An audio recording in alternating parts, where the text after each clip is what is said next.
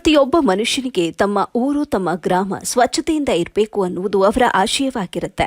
ಆದರೆ ದೇವರ ಹೆಪ್ಪರಿಗೆಯ ಸಾತಿಹಾಳ ಗ್ರಾಮದಲ್ಲಿ ಸ್ವಚ್ಛತೆ ಅನ್ನುವಂಥದ್ದು ಮರೀಚಿಕೆಯಾಗಿದೆ.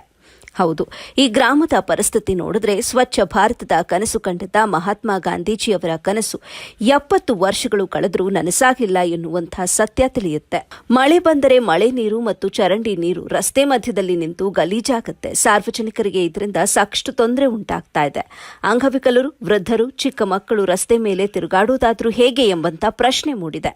ಇಷ್ಟೆಲ್ಲಾ ಸಮಸ್ಯೆಗಳಿದ್ರೂ ಕೂಡ ಇತ್ತ ಗಮನ ಹರಿಸದ ಅಧಿಕಾರಿಗಳಿಗೆ ಗ್ರಾಮದ ಕರವೇ ಅಧ್ಯಕ್ಷರಾದ ಪ್ರಕಾಶ್ ಡೋಣೂರು ಎಚ್ಚರಿಕೆ ನೀಡಿದ್ದಾರೆ.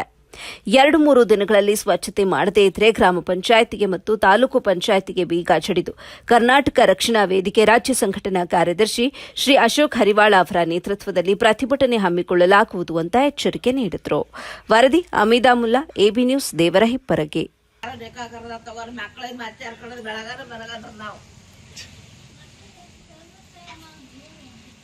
ಆಯ್ತು ನೋಡ್ರಿ, ನಾವು ಇಟ್ಟೆ ಕೂತಿ ಮಳೆ ಹಚ್ಚೋದು ದನ ಆಯ್ತ್ರಿ, ಕಾಲು ಇಟ್ಟಿಲ್ಲ ಅದ್ರಾಗ ಅಬ್ಬಿ ದೂರಾಗೆ ಮಾಡ್ತಾರ. ಊರು ಬಿಡೋದಾರ ಅವ್ರಿಗೆ ಅಡ್ಡಾಕ ಕಾಂಕ್ರೀಟ್ ಮಾಡ್ಬೇಕು, ಹೋಗ್ಬೇಕ್ರಿ ಅವ್ರ ಕಡೆ.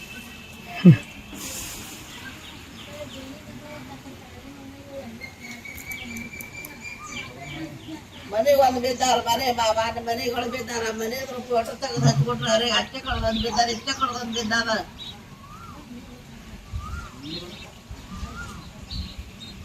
ನಾವು ಒಳಗೆ ಯಾವನ ಹತ್ತ ಇದೆ ಅದು ಒಟ್ಟು ಹಿಂದೆ ಮಾತಾಡ ಯಾವ ನಮ್ದು ಅದ್ರ ತುಂಬಿಕೊಂಡು